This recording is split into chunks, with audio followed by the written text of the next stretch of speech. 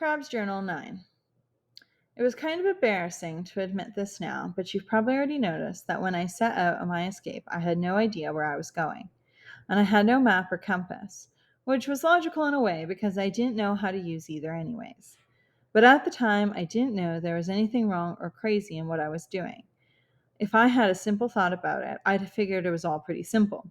For example, you go down a river, across a lake, throw in a few portages, and when you want to come home, you just retrace your route. Easy, right? Wrong. When you recross, say, a lake from the opposite direction, especially after a day or so, it looks like a different lake altogether. Everything, shoreline, shape of islands, looks different. So map and compass are essential. But the thing about someone who is escaping is this: he's more concerned about what he's leaving than what he's going to. I was lost from the time I left Ithaca Camp. And what was worse, I didn't know I was lost. So I went on that afternoon looking for the river mouth where my father and I had gone fishing a long ago summer. It took a while to find it because there were several small bays at the end of this lake. It was shallow, about 2 canoe lengths width, and had almost no current. It was getting dusk by now, the air taking on a chilly dampness. I could see quick dark birds darting along the water's edge, and all sorts of chirps and clucks were coming from the grasses by the bay. I decided to camp there and get an early start in the morning. There was a small campsite at the river mouth, so I headed for it, the marsh grass whispering as the canoe parted it. The shore was flat and the campsite was canopied and surrounded by dark evergreens. By the time I was set up in the almost dark, I went down to the shoreline to eat a can of cold pork and beans and look out over the narrow bay. You know, people say that darkness falls, but it doesn't. I don't know how many times I've read the sentence. I do a lot of reading. Darkness fell. But as I watched the shore, which was covered in the dense evergreens and odd silver birch, I realized that darkness seems to rise from the floor of the forest. And as the sun sinks, the light seems to climb up the trunks as if to escape the blackness that wells up from the earth. Soon, only a few stars shone weakly, then disappeared behind the clouds that were moving fast on the breeze. I don't know how long I sat there, it was quite a while, before I noticed something else that surprised me. The forest is noisy at night. What's all this about the quiet nighttime woods? I could hear the breeze in the spruce trees, a loon laughing on the lake, rustles, chirps, frog thunks, and other noises I didn't recognize. And I'll tell you, after a while it got to me. I didn't feel so good. It was very dark, so dark that I could barely see the calm surface of the bay protected by the trees from the night breeze, and the damp air chilled like a wet coat.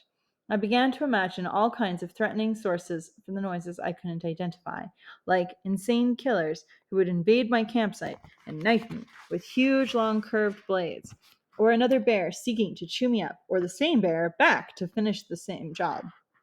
Loneliness crept closer with each long alloo of the loon. Another crab anxiety attack was on me, but not the kind I was used to. It was the same dread I had felt a few minutes before the bear came. I got up and headed for the tent and my down womb. God, I wanted to talk to my old buddy, Silent Sam. The shivers that chilled me were not from the cold. It was a long, fearful night, the kind that is supposed to build character but really just makes you want to drink and a sensible answer to the question, what the hell am I doing here? Or in the world, for that matter. It wasn't my first lonely night, I can tell you, but it had been a long time since I cried, and a long time since Sam was able to convince me that I didn't really need anybody.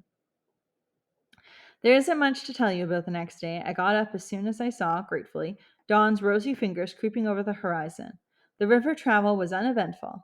I found a campsite on a small island that was much less gloomy than the last night's, but it rained, and the plop and patter of drops on the fly increased my loneliness.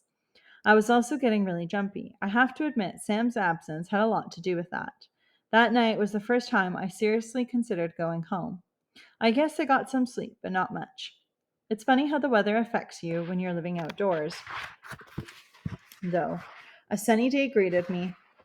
It was a warm, light breeze. The murmur of the river was background music to birdsong. I felt full of confidence.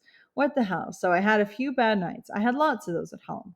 So after a continental breakfast of cold instant coffee and a couple handfuls of Cheerios, intrepid Crabbe launched his loyal craft into the bosom of whatever river it was. For the first while, I practiced my rudder techniques, letting the current move me, which it did at a brisk rate, it seemed. It was like traveling down an artery at times because the forest came right to the edge of the water. Here, the river was only about 20 feet wide and fairly deep. Occasionally, it would widen. Trees would give way to a beaver pond. I saw a moose on one of these, staring at me with her long, stupid face, with weeds and whitish bulbs hanging, dripping from her lips. Sometimes those bushes that looked sort of like blueberry bushes lined the river. If you were a science buff, which I wasn't then, you'd have fits of delight at the variety of bushes and birds and stuff. Until you began to hit the portages, that is. I began to encounter them at noon, after I stopped for lunch.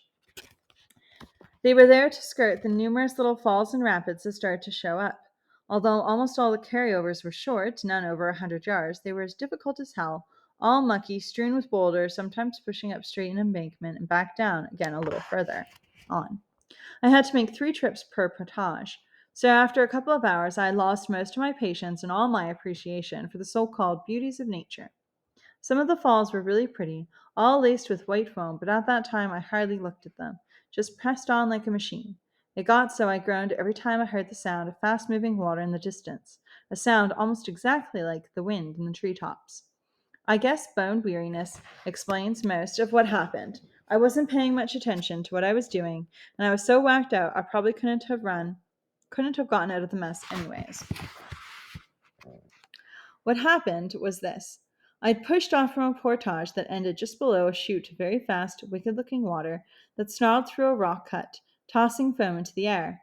It wasn't registering with me that this river was getting quite a bit trickier and more treacherous, deeper and wider as I struggled along, heaving packs or trying to keep the canoe straight in the swift current. Anyway, I started off again, and about 50 yards downstream from the portage was an almost right angled bend in the river. I could hear loud roaring and figured it was the rapids behind me. Off I went, too tired to paddle, just steering. Then I noticed 2 things. I began to speed up, and the river bottom seemed to leap towards me as I got shallow very quickly. So shallow I couldn't paddle even if I wanted to. I went lickety split into that turn. And then, when I got into the patented crab paddling method, failed me. Got into it. The patented crab paddling method failed me. The canoe began to revolve, and the next thing I knew, I was between 2 rock walls going like hell backwards down a fast chute, noise of water thundering in my ears. It sounds funny, doesn't it, if you picture it? But when I turned around to look over my shoulder down the river, my heart stopped.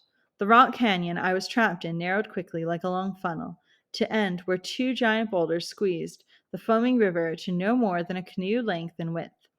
And there the water just disappeared. I was confused for about 5 seconds. Then I got close enough to be shrouded in mist, spray, and the hellish roar of a falls.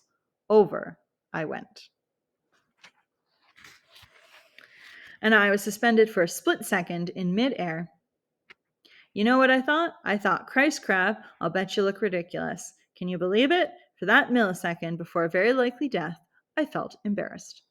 But I didn't have time to blush. The stern of the canoe dropped crashing onto a boulder just beneath the surface, and water, walls, and ceilings of water smashed down on me.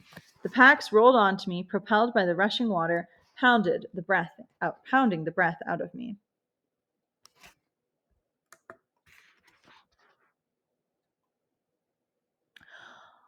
One of them bashed my arm against the gunwale, and I felt a searing pain as the buckle slashed my forearm open. The second pack came square against my face and knocked me backward into the pandemonium of leaping water. Then, as they say in the whodunits, everything went black. But that was just the beginning. 2 things, impressions, I remember: darkness and cold. I felt darkness and cold. Everyone has. But this wasn't the same.